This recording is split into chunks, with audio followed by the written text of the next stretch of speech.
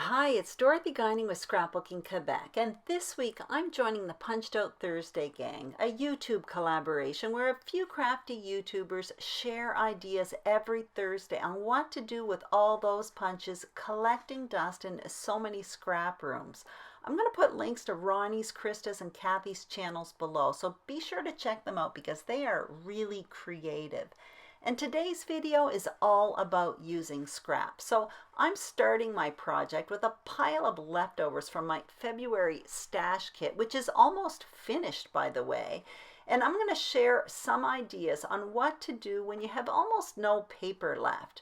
I'm also going to be using a sketch I found on Jen Show's Facebook page called Use It or Lose It. And at the moment, she has a fantastic stash busting event taking place.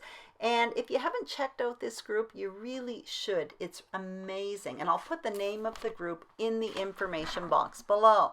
Now in my scraps, I didn't have anything 12 by 12 left. So I added 2 pieces of cardstock, made a frame style foundation, and I gutted one of the papers. I also went through the scraps and selected the colors that matched my photos. Now in this case, basically I selected all the scraps except some navy blues. I also matted these photos and I used the black cardstock that was behind the foundation page. And later on, I'm going to be using a technique with circle punches. So I have 3 different size circle punches. I also have that swirly punch, and I'll use a few other punches as well. But what you really need are 3 circle punches, and I'll put the measurements on the screen.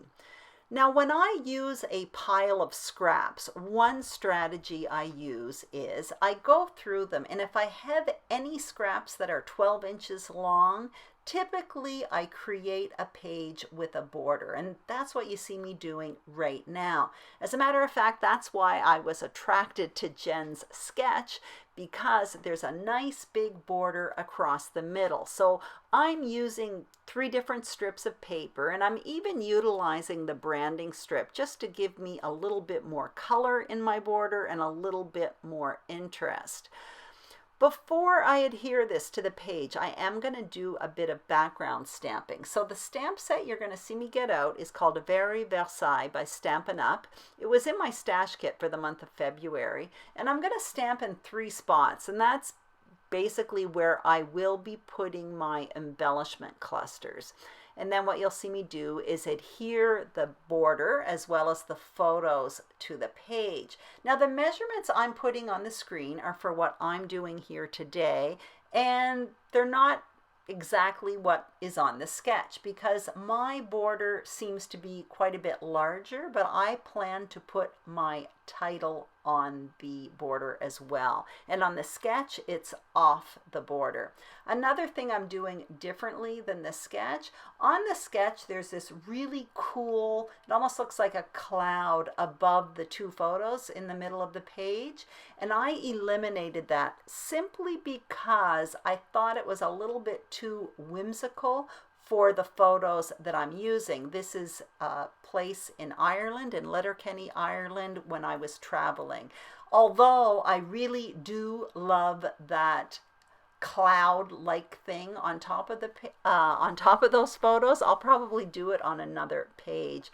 I'm also spending an awful lot of time trying to get these photos in the middle of the page, which is something I regret doing now because in the still photos at the end of this video, you're going to notice I take those photos and I toss them a bit towards the left, as indicated on the sketch. For whatever reason at this point, I had decided I wanted a real central design. But whatever, at the end, I decided it would look better if it was tossed to the left. So when you put things on a page that are off center, it takes much less time, or it takes me much less time to adhere it to the page. Anyway, just a little trick, and I end up doing it anyway, but that's part of the creative process.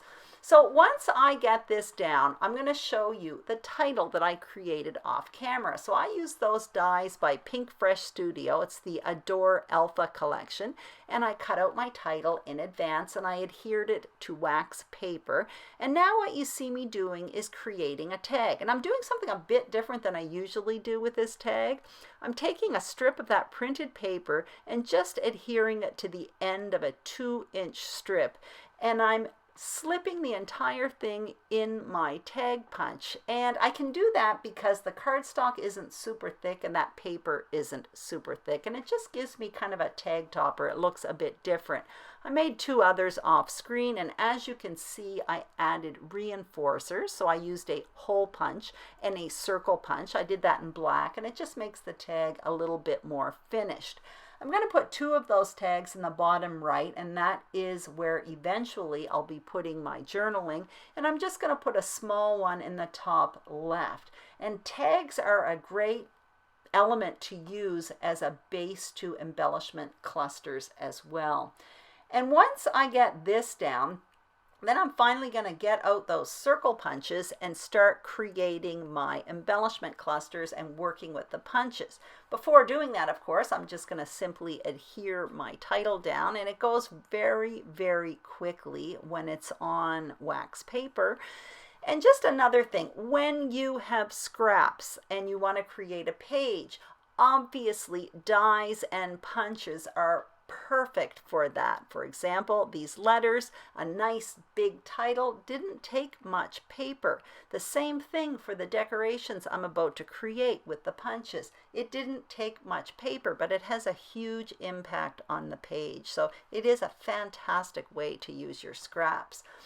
I'm just playing around with the placement again of these photos. I felt there was a little bit too much space between the title and the photos.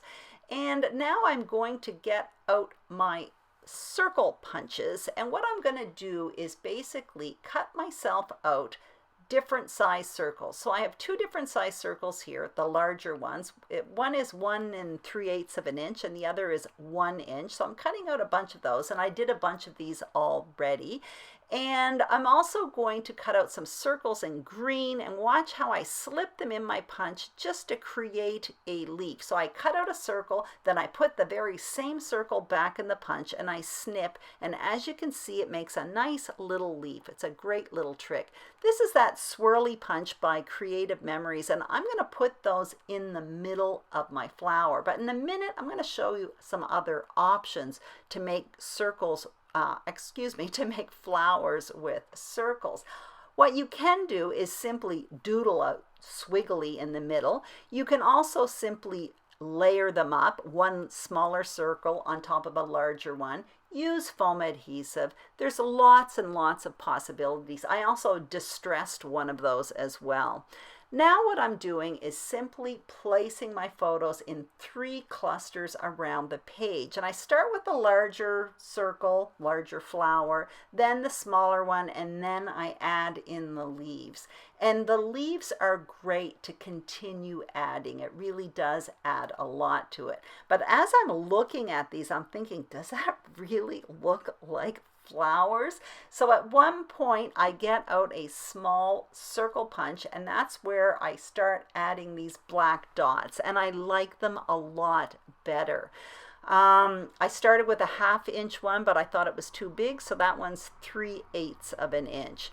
Now I'm going to start adhering everything to the page, more or less where I had placed it, and you'll notice that some of the circles I back with another circle, and those ones I'm just adding a little bit of foam adhesive just to add a little bit of dimension to these clusters. If you watched my videos at the beginning of the year, I was saying I didn't want to use foam adhesive because last year my albums had way too much dimension. Well, I've kind of fell off the wagon and I am using some foam adhesive. In this case, I'm using the Stampin' Dimensionals from Stampin' Up, which are quite thin, and I'm not adding too much. So anyway, like I said, I really miss that foam adhesive, so indeed I am using it. So as you can see, I'm just continuing to build these clusters, and basically what I do after this is I'm going to add some twine to those tags. And at the end, what you'll see me do is get out a template by Stampin' Up! And I'm going to add some faux stitching along the sides of the page, along that border. And you'll see that in a minute. Basically, it's a template with holes in it. And I punch holes in it with a paper piercing tool. And then I join the holes together with pen or with a black marker.